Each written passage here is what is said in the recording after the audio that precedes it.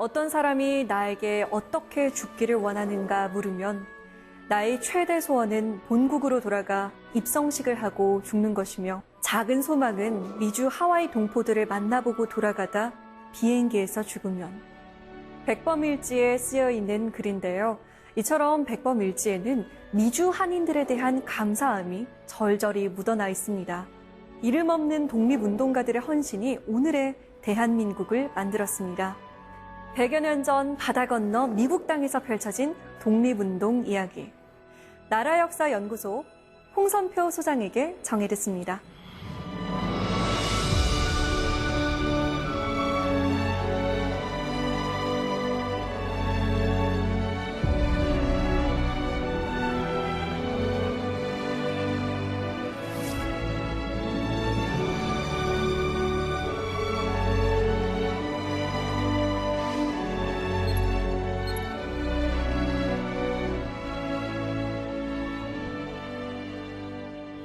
네, 반갑습니다, 소장님. 네. 평생을 독립운동사에 바치셨다고 해도 과언이 아닐 것 같은데요. 가장 보람이 있었던 때는 언제인지 궁금합니다. 새로운 자료를 발굴하고 이것이 글로 표현이 되어서 그 글로 인해서 새로운 독립운동가가 탄생하고 또 결국에는 포상이 될 때 가장 큰 보람이 있었습니다. 네. 오늘 교과서에서 주목하지 않았던 3.1운동 이야기를 들려주신다고 하는데요. 정말 기대가 되고 참 궁금합니다. 오늘 강연 잘 부탁드립니다.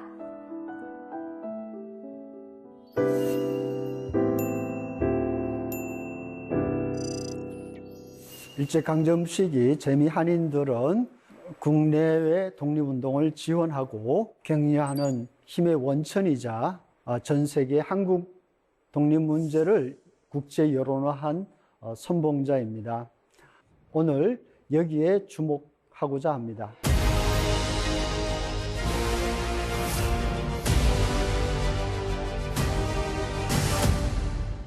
(3.1운동은) 한국 독립운동의 전환점이자 최대의 민족적 대사건입니다. 그래서 (3.1운동을) 통해서 만주에서는 독립군단을 편성해서 독립전쟁이 개시가 되었고 중국 관내에서는 대한민국 임시정부가 수립이 돼서 독립운동의 중추기관으로서 활약을 하게 됐습니다.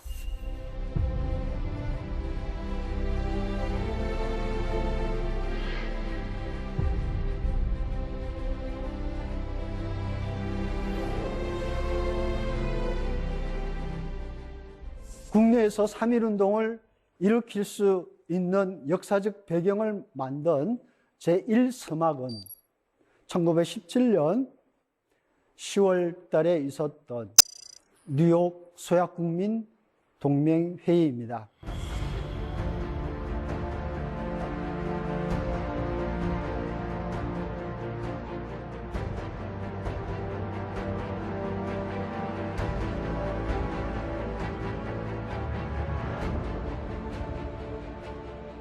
(1917년 10월 달에) 1차로 열렸고 1918년에 12월에 2차 대회가 열린 국제대회이고요. 왜 주목을 해야 되느냐 하면은 두 번의 국제대회에 한국인 대표들이 참가했던 사실입니다.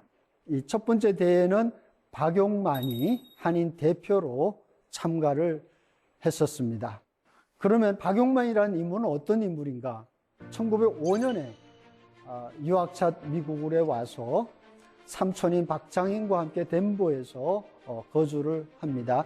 덴버에 있으면서 1908년 7월 달에 북미 대한인 애국 동지 대표회를 개최해서 미주 한인뿐만이 아니라 독립운동의 방향을 고민하고 또 새로운 방향을 모색했던 대회를 개최를 하지요. 그리고 1909년 6월 달에 네브라스카 헤스팅스를 중심으로 해서 해외 한인 최초로 한인 소년병 학교를 만들어서 운영을 한 항일 무장투쟁의 군사운동가로 활약했던 인물이자 또 미주에서 발간했던 신한민보와 신한국보의 주필로서 활동했던 언론인이기도 합니다.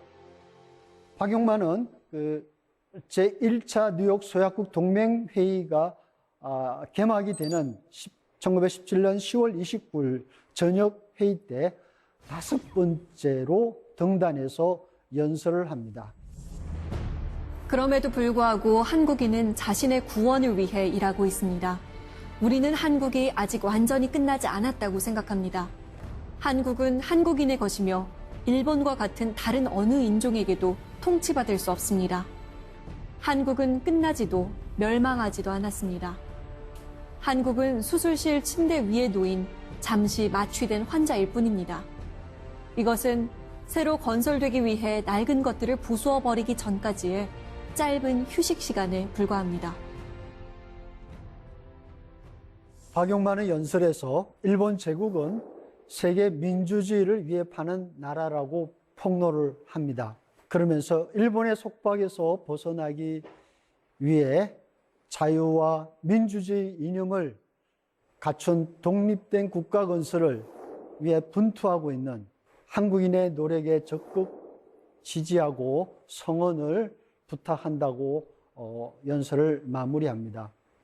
이러한 박용만의 연설에 뉴욕에 본부를 둔 발간되는 더 서베이라는 잡지는 만약 한국인이 아일랜드인, 핀란드인, 인도인 대표와 함께 참가하지 않았더라면 아마 소약국 동맹회의 설립 목적에는 상당히 훼손되었을 것이다 하면서 그의 연설에 아주 깊은 인상을 남긴 걸로 평가를 했습니다. 제1차 세계대전이 종결이 되는 1918년 11월 11일 이후 국제정세가 급변합니다. 전쟁이 종결이 되면서 파리에 강화회의가 열리고 그리고 1차 대회에 이어서 뉴욕의 소약국 동맹회의가 개최된다는 소식을 듣습니다. 여기에 가장 고무되었던 것은 단순히 전쟁이 종결되고 강화회의가 열렸다는 것이 아니고 연합국의 일원으로 참전을 해서 전쟁을 종결시킨 명분을 내세웠던 윌슨 대통령의 14개조 평화 조건이었습니다. 그 가운데 5조 민족 자결의 원칙과 14조 항구적인 평화를 구축하기 위한 국제연맹 창설하는 강대국 속에서 신음하고 있던 약소민족들에게는 희망의 등불과 같았습니다.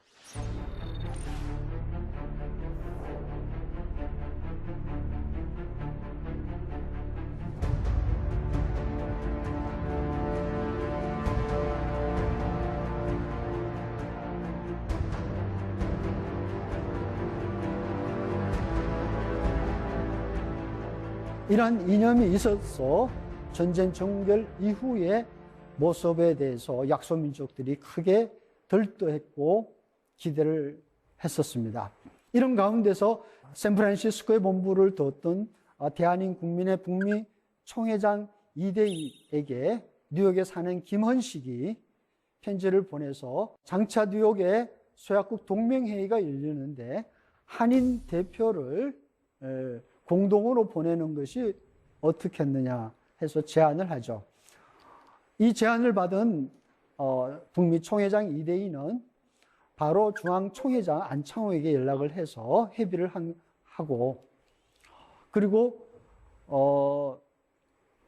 대한민국민의 중앙총회 단독으로 해서 국제회의 참가를 모색을 합니다.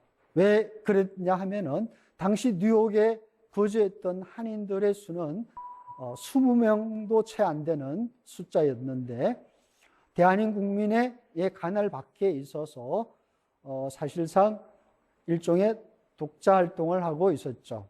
그래서 기존의 미주 한인 사회를 이끌어가고 있던 이 대한민국민의 입장에서는 굳이 공동으로 할 필요성이 없었던 거죠. 그런 상황이 되자 뉴욕의 한인들은 18년 10월 중순경에 자체적으로 독립운동을 위한 단체를 만듭니다. 이것이 바로 신한회입니다. 신한회를 만들어서 우리도 독자적인 활동을 하겠다고 해서 회장 신성구, 서기, 조병옥, 외무원, 김원식, 이원익으로 구성한 그런 단체를 만들죠. 그래서 1차 세계대전 종결 이후 미주한인 사회는 기존의 전 미주한인 사회를 이끌고 있던 대한인국민회와 이제 막 신설이 되었던 신한회, 이 두 단체가 중심이 돼서 독립운동이 펼쳐집니다. 먼저 대한인국민회 중앙총회는 18년 11월 25일 날 중요한 결정을 내립니다. 파리 강화회의가 열리기 위한 대표로는 정한경을 선정을 했습니다. 왜 정한경만 선정이 됐냐? 재미한인들의 불만이 일어났는데 당시 윌슨 대통령의 제자이자 프린스턴 대학교에서 박사학위를 받은 이승만을 염두에 둔 불만이었습니다. 그런 불만 때문에 12월에 다시 추가로 이승만을 파리 강화회의 대표로 선정을 합니다.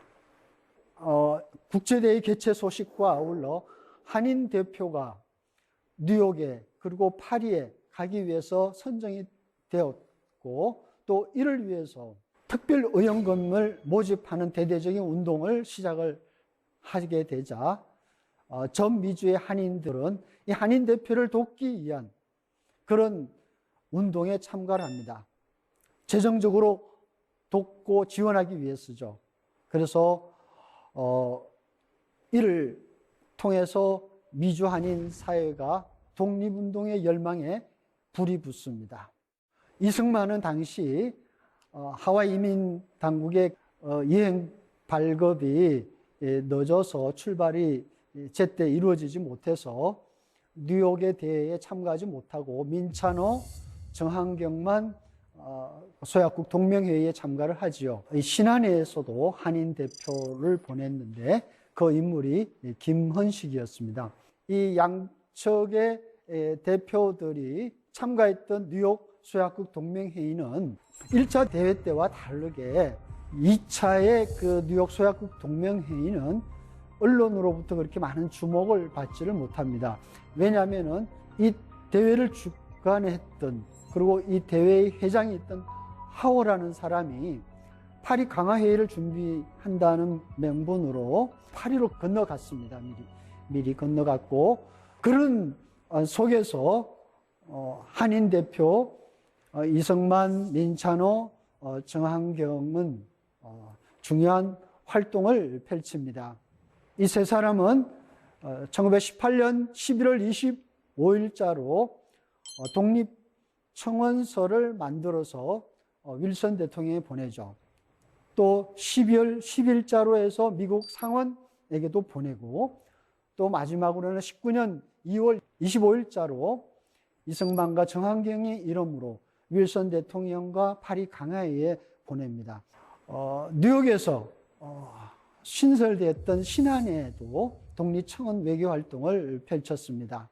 뉴욕에 거주했던 한인들 20명 내외의 적은 인원이었지만은 독립의 열기가 가득했고 그 당시 거뒀던 독립 자금이 $900였다고 하면은 상당히 당시로서는 큰 돈이었습니다. 그런 가운데서 한인 대표를 김헌식을 보냈지만 이거로 그치는 것이 아니라 1918년 11월 30일 날 특별회의를 통해서 12개항의 독립청원서를 작성을 합니다. 독립청원서의 주요 내용은 한국의 국토가 일본에 의해서 강압적으로 불법적으로 병합되었다는 사실, 그리고 탐욕으로 남의 이웃 나라를 파멸시킨 제국주의는 연합국의 성리로 파괴되었다. 그리고 세 번째는 윌슨 대통령이 주창했던 민족 자결의 원칙을 우리는 지지한다. 그런 내용을 담고 있습니다. 회장 신성구, 당시 콜롬비아 대학에서 유학을 하고 있던 서기 조병옥이 사인을 했고 1918년 12월 3일에 이 독립청원서를 갖고 미국 의회에 찾아갑니다. 당시 상원 외교위원장 로치를 찾아가서 전달을 하려고 하니 미국 정부로 가서 이걸 제출하라고 발을 빼죠. 그래서 접수를 거부당하고 다시 미국 국무부로 발길을 돌립니다. 신성구, 김원식 이 두 대표가 갔었는데 미국 국무부에 가니까 다시 받아줄 수 없다고 거부를 하죠. 할 수 없이 파리 강화회의에 미국 대표단으로 가 있던 국무장관 랜싱에게 우편으로 보냅니다. 그래서 신한회가에서 만들었던 독립청원서가 제대로 접수되지 못하고 무산이 된 것처럼 보였습니다. 그러나 무산되지는 않았고 이 신한회의 활동이 미국 언론에 보도됨으로써 이들의 노력과 수고가 헛되지 않았음을 보여주었습니다.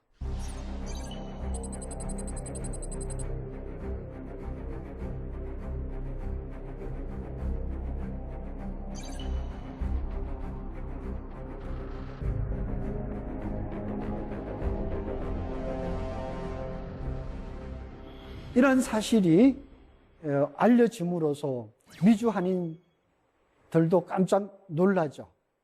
특히 신한민보의 주필로 있었던 홍언은 신한민보의 1918년 12월 12일자 논설에서 마른 하늘에 벼락이 떨어졌다.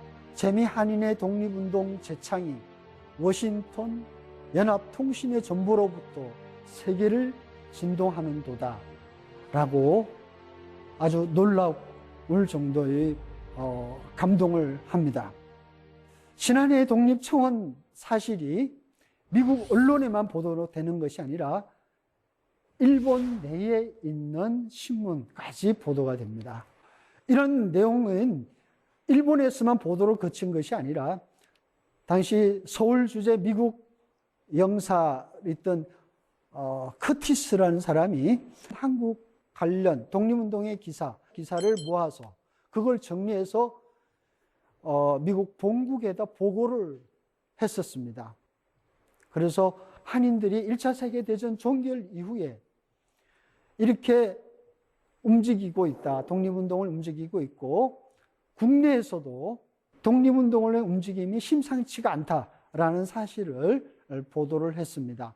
재미 한인들이 3.1운동 소식을 알게 된 것은 상해에 있던 현순의 전보 때문이었습니다. 1919년 3월 9일자로 샌프란시스코에 본부를 뒀던 대한민국민의 중앙총회장 안창호에게 그리고 호놀룰루에 본부를 두었던 대한민국민의 하와이 지방총회장 이종관에게 두 통의 긴급 전보를 보내면서 국내에 3.1운동이 일어난 사실을 알게 됩니다.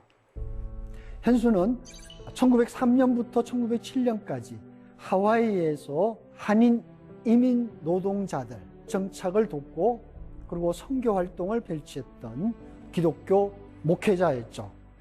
19년 3.1운동을 민족 지도자들 사이에 일어날 때에 센순을 상해로 파견을 보냅니다. 왜? 3.1운동이 일어나면 후에 이 사실을 국제사회에 알리고 또 그곳을 통해서 중심으로 해서 독립운동을 준비하도록 하기 위해서 파견을 보냈죠.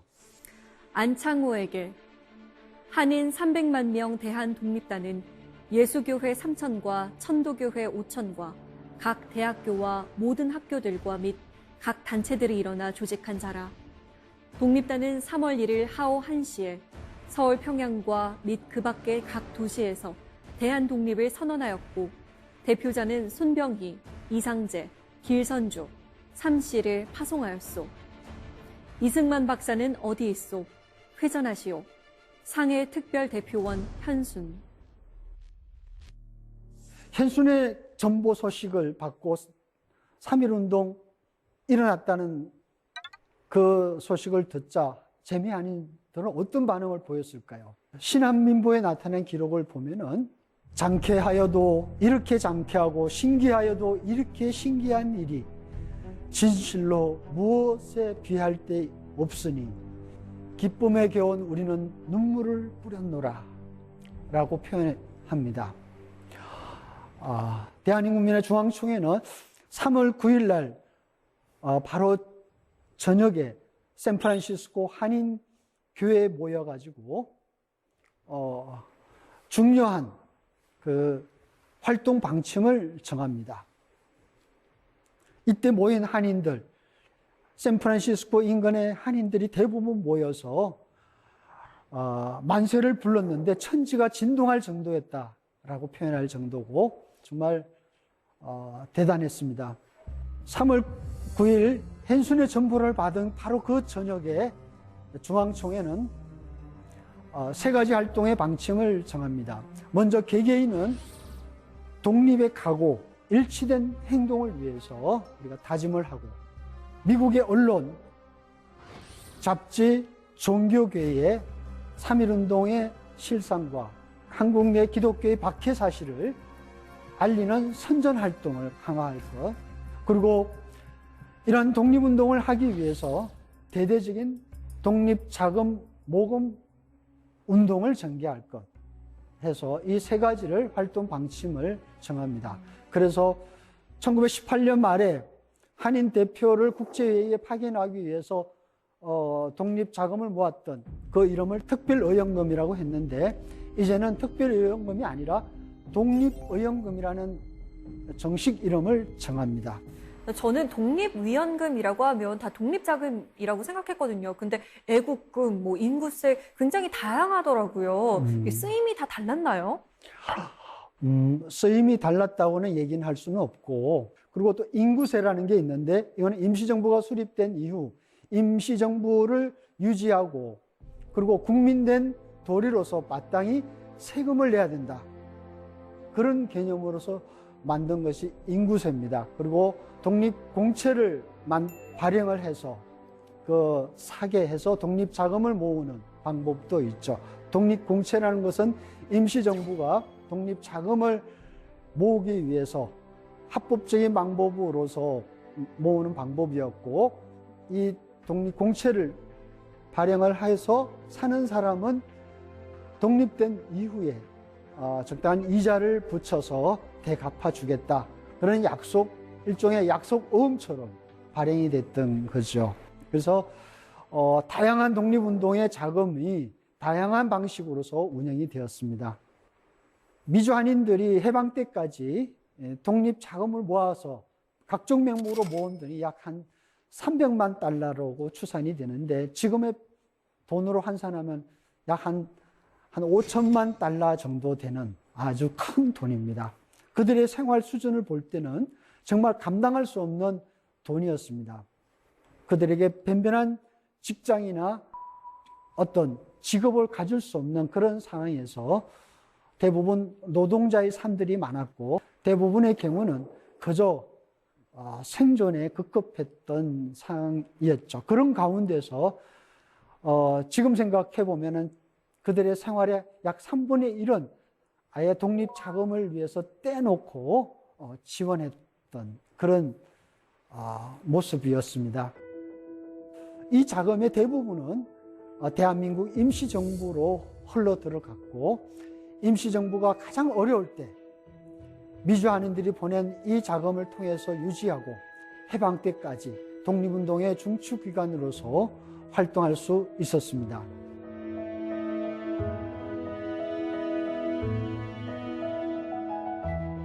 (3월 9일) 날 hen순의 전보가 미주 한인들에게 알려지자 대한민국의 중앙총회는 이 사실을 미국 언론에 알렸습니다. 그래서 국내 3.1운동의 소식이 미국 언론에 처음 보도되는 때는 19년 3월 10일부터입니다.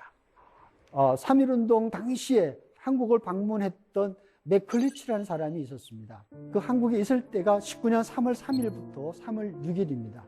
서울에 있는 동안 3.1운동을 직접 목도를 합니다. 그리고 서울에 있는 동안에 제한 선교사들 같은 여러 미국인들을 만나서 한국 상황을 듣습니다. 그들로부터 국문의 독립선언서와 영문의 독립선언서를 갖고 일본에 가죠. 그래서 일본에서 이 독립선언서를 보도를 하려고 합니다.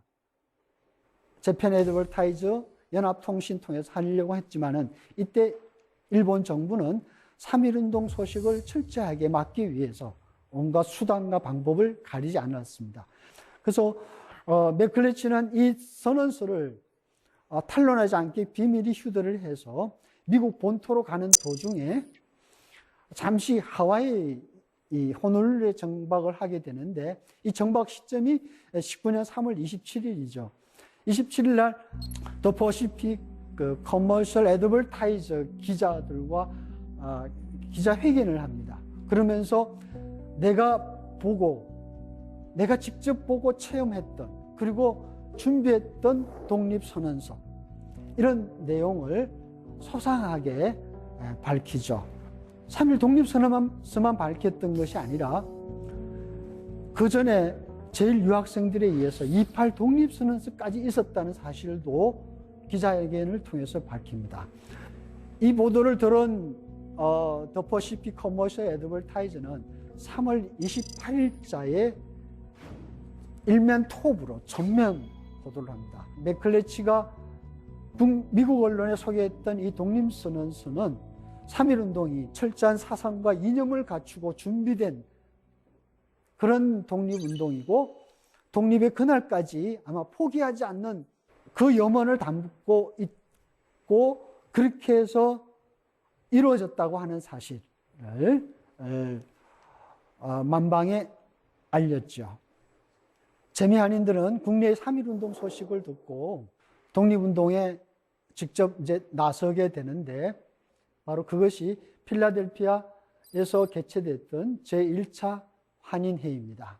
제1차 한인회의는 파리 강화회의의 한인 대표로 선정이 됐던 이성만과 정한경이 주축이 됐고 그리고 필라델피아에서 정착하면서 주요 인물로서 활동하고 있던 서재필이 협력을 해서 1차 한인회의를 만듭니다. 서재필은 아시다시피 갑신정변을 일으키고 실패하고 미국 가서 의사로 와서 귀국해서 독립신문을 만든 인물이죠. 독립회표도 만들고 언론의 중요성, 민중의 계몽을 해야 된다는 그 언론에 대해서 상당히 인식이 강한 인물인데 제2의 3.1운동 같은 일을 한번 해보자. 처음에는 뉴욕에서 기자들을 초청해서 하려고 했었습니다. 그래서 그렇게 하기에는 너무 소략하니까 제대로 한번 해보자 한 것이 바로 오늘 이야기하고 싶은 필라델피아 제1차 한인회의입니다. 1919년 4월 14일부터 16일까지 3일간 필라델피아 시내에 있는 리틀 시어터, 리틀 극장이라고는 조그만 극장에서 이루어진 한인대회입니다. 근데 우리가 알기로는 한인대회니까 한국인들만 참석한 그런 집회가 아닌가라고 생각하는데 그게 아니었습니다. 제1차 한인회의는 중요한 연사와 또 그 순서를 맡은 인물 중에는 미국 내 종교계, 교육계, 그 다음에 언론계에서 활동하고 있는 미국인들이 참가를 해서 강연도 하고 순서도 맡고 했었습니다. 그래서 제1차 한인회의는 한국인만을 위한 한국인 집회가 아니라 한국인과 미국인이 연합한 당시 해외 최초의 국제대회로 열립니다. 3일 동안은 참석한 인원이 약 150여 명으로 추산하고 있습니다. 대회 의장은 필라델피아에서 행사를 모든 준비했던 서재필이 맡아서 진행을 했죠. 1차 한인회의 결과 6개의 계류문이 채택이 됩니다. 첫째가 대한민국 임시정부에 보내는 계류문. 그 당시로는 임시정부가 조직됐다는 사실이 알려지게 했었습니다. 그러나 실체가 불분명했었습니다. 그럼에도 불구하고 한국 독립운동을 위한 중추기관으로 간주하고 임시정부를 적극 지지하고 성원하겠다는 이 계리문을 작성을 했죠. 그리고 워싱턴 미국 저십자 본부에 보내는 호소문, 미국 국민에게 보내는 호소문, 한국인의 목표와 열망, 일본의 지각 있는 국민들에게 보내는 계리문, 미국 대통령과 파리 강화회의에 보내는 청원서, 이렇게 해서 총 6개의 계리문, 호소문이 만들어지죠. 6개의 계리문 중에서 우리가 오늘 주목해야 될 부분은 뭐냐면은 한국인의 목표와 열망입니다. 한국인의 목표와 열망은 당시 24살에 불과했던 유일한 이 기초위원장에 대해서 김행구, 조한우라는 사람과 함께 기초를 했었습니다. 대의장인 서재필은 이 계리문이 아주 중요하다고 생각을 했었습니다. 독립된 새로운 대한민국의 건국의 청사진을 밝히는 내용이 담겨져 있기 때문입니다. 기본적으로 한국인의 목표와 열망에는 새로운 독립국가의 정치체제는 자유와 민주를 기본으로 하는 미국식 대통령 중심제를 지향을 했었습니다. 그래서 제1항에 정부의 권력은 국민으로부터 나오며 정부는 국민의 이익을 위해서 존재한다 함으로써 국민이 나라의 주인이라는 사실을 분명히 밝힙니다. 한국인의 목표와 열망. 우리는 정부의 권력은 바로 국민으로부터 나오는 것임을 믿는다. 그러므로 정부는 국민의 이익을 위해 존재하지 않으면 안 된다. 국민의 권리를 침해하거나 국가의 법률 및 이익에 저촉하지 않는 한 모든 행동의 자유를 보장한다.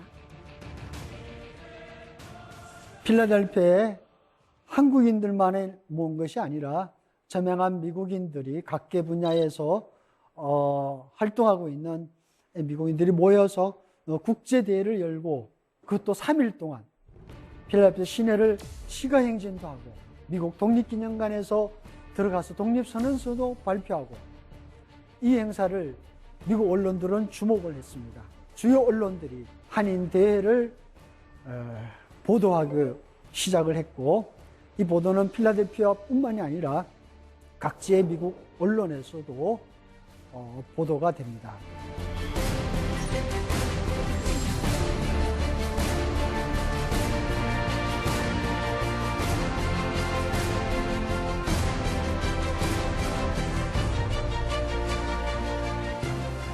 제1차 한인회의가 종결된 이후에 향후 독립운동은 더욱더 불이 붙습니다. 그것은 바로 필라델피아를 중심으로 해서 한국통신부가 만들어지고 미국인들에 의한 한국 친회가 결성이 되었기 때문이죠. 당시 미국에는 일본이 심혈을 기울여서 선전활동을 하는 기관들이 있었습니다. 동양 선전국, 오리엔털 인포메이션 뷰러라는 것을 설치해서 일본이 행하고 있는 식민 통치가 한국인들에게 큰 행복을 주고 있다. 물질적으로 번영하고 있다. 그래서 우리는 식민 통치를 잘하고 있다라고 미화하고 찬양하는 이에 위해서 만든 거죠. 또 친일 미국인들을 동원을 해서 조지 레더, 캐난 같은 인물들 동원해서 미국 사회에 친일 여론을 형성하고 그런 활동을 펼쳤습니다. 이런 왜곡된 선전을 서재필은 주목을 하고 여기에 우리는 맞서서 그 일본이 행하고 있는 왜곡된 선전 활동을 막았고 우리의 진실을 솔직히 알려야 된다. 그래서 그들로 외국인들로부터 지지와 성원을 받아야 된다라는 생각 때문에 한국통신부를 만들게 되죠. 한국통신부의 주요 활동은 영문으로 된 잡지 발간해서 배포하는 일, 그리고 대중 강연을 통해서 선전활동을 전개하는 데 주력을 합니다. 영문 잡지는 당시 미국 유학생들이 발간했던 영문 잡지를 이어받아서 코리아 리브라는 제목으로 1919년 6월부터 새롭게 발간을 하죠. 1922년 7월까지 약 3년 정도 발간이 됩니다. 3년여의 활동에 거친 한국통신부였지만은 활동이 남긴 성과는 아주 컸습니다. 먼저 한국 문제를 국제적인 문제로 만드는 데 크게 기여를 했었습니다. 그리고 한국 문제를 미국 사회뿐만이 아니라 유럽까지 전파하는 데 큰 역할을 했었죠. 그리고 한국통신부의 선전활동을 통해서 미주 한인 사회가 더욱더 단합된 행동을 할 수 있는 그런 어떤 중요한 매체로서 역할을 합니다. 또 별도로 만들어진 한국 친후회는 미국인들에 의해서 만들어진 친한 단체입니다. 이 단체를 만들었던 인물은 제1차 한인회의에 참석을 해서 주요한 역할을 했고 필라델피아 한국 친후회 결성에 앞장섰던 그리고 초대 회장으로 활동을 했던 톰킨스 목사입니다. 톰킨스 목사의 활동은 한국 정부, 한국 국민에게 알려지지 않았죠. 그러다가 독립운동사 연구가 심화되고 또 우리가 확대되면서 톰킨스의 업적을 조명하고 한국 정부가 그 업적을 인정함으로써 훈장을 수여하게 됐었습니다. 이 훈장이 바로 2019년 3.1운동 100주년 때 필라델피아에서 있었던 제1차 한인회의 100주년 기념식 때 건국 훈장 애국장을 수여를 했었죠. 뜻깊은 그런 날이었습니다.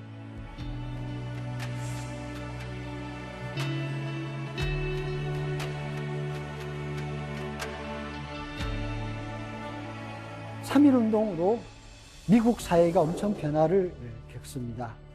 그 변화의 모습은 미국 언론의 한국 문제, 한국 독립과 관련되는 보도가 쏟아집니다.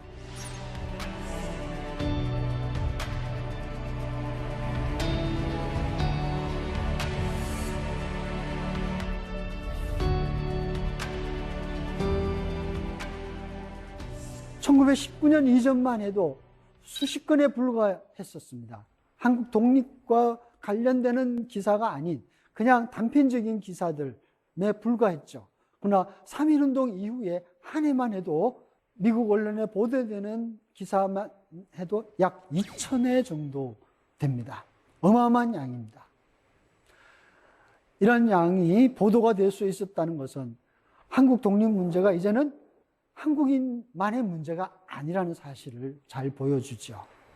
이렇게 미국 사회에 미국 언론을 통해서 확산이 되자 미국 의회에서도 한국 문제에 주목을 합니다.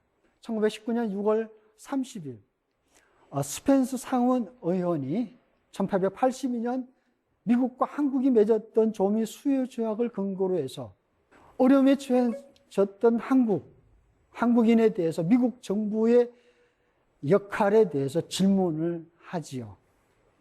그리고 미국 정부의 어떤 성의 있는 활동을 촉구를 합니다.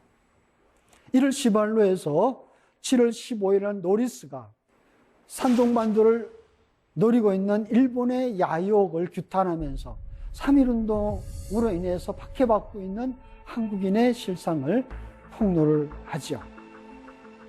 연이어 10월 1일은 펠람 그리고 메이선 의원 이런 의회에서 한국 문제가 다루어지는 것은 1920년에도 계속이 돼서 1920년대 들어가면은 아일랜드의 독립운동안과 한국의 독립운동안을 가지고 투표에까지 붙여지죠. 아일랜드의 독립동정안은 투표에서 찬성이 되었는데 한국 독립안은 투표에서 부결이 됐습니다.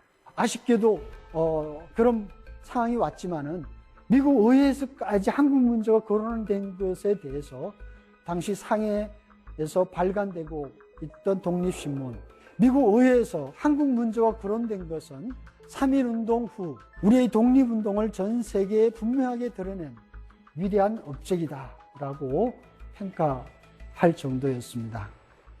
3.1운동으로 나타난 재미 한인 사회는 그럼 어떻게 변했을까요? 그동안 흩어져서 분산돼 활동하던 여성들이 독립운동의 전면에 났습니다.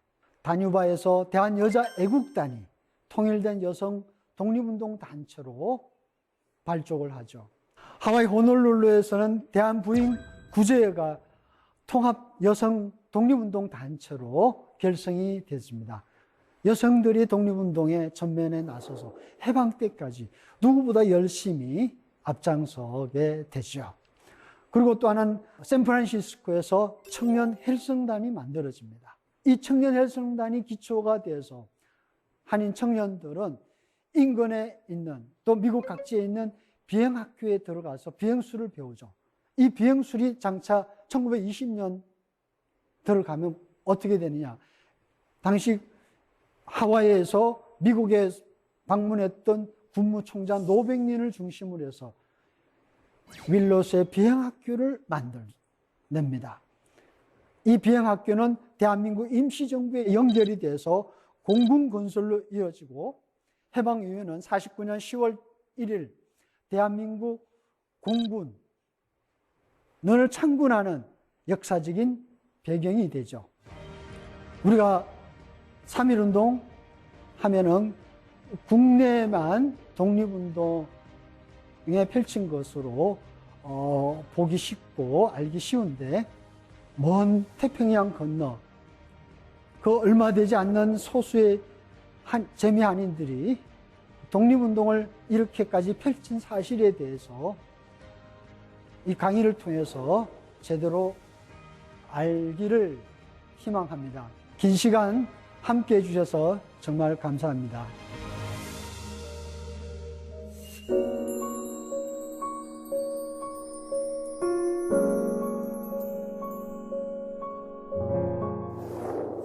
네, 오늘 소장님 강연을 듣고 나니까 독립운동 이야기가 그저 역사책에 쓰여있던 이야기가 아니라 정말 생생한 현장의 이야기라는 생각이 들더라고요. 4세기 공동체 여러분도 정말 궁금한 게 지금 많으실 텐데 바로 질문 받아보겠습니다. 김태희님의 질문입니다. 3.1절이나 광복절 때가 아니면 우리 독립운동가나 독립운동사에 대한 관심이 별로 없는 것 같은데요.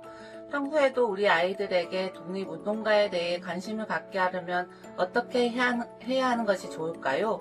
사실 사람 마음이 간사해서 늘 독립운동에 대해 관심을 갖지 못하고 꼭 3.1절이나 어떤 특별한 이벤트가 있으면 그렇게 관심을 갖게 되더라고요. 어떻게 하면 좋을까요? 독립운동사라는 것을 책을 통해서 배우기는 좀 어렵고 그래서 가능한 현장 체험 학습이 좋을 것 같습니다. 예를 들면은 독립운동을 전문적으로 전시하는 독립기념관이라든지 또 각종 우리 독립운동가를 기리는 기념관 같은 데 탐방해서 직접 보고 느낀다면은 그 관심이 크게 올라가지 않을까 생각합니다. 역시 직접 보는 것이 가장 중요하군요. 다음 질문 받아보겠습니다. 이보희님의 질문입니다. 영화 암살의 주인공이 실제 여성 독립운동가를 모델로 했다고 알고 있습니다. 여성 독립운동가가 실제 무장 독립운동에도 많이 참여했나요? 저도 이 부분이 참 궁금했어요. 어땠나요, 실제로? 아무래도 그 독립운동가의 길이 참 험악한 길이라 여성 독립운동가의 숫자는 그렇게 많지는 않았습니다. 그러나 최근 자료를 통해서 많이 발굴이 되고 있고 많이 그 선양이 되고 있는 행편이죠. 암살에 했던 인물은 네. 남자현 여사인데 무장 투쟁에서의 그 실제의 모습을 잘 그려서 묘사를 해줬죠.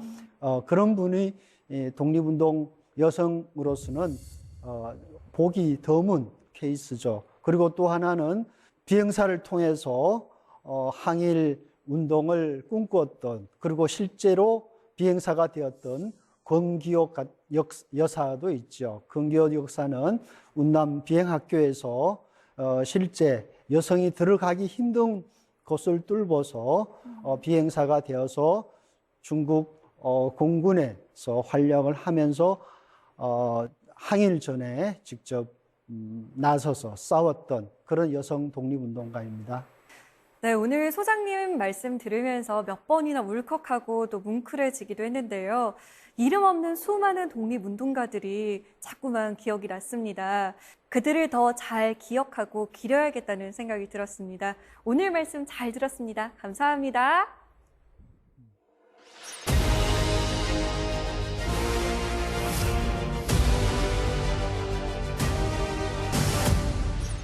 중국 상해 임시정부를 간 적이 있습니다. 그곳에서 2번 놀랐는데요.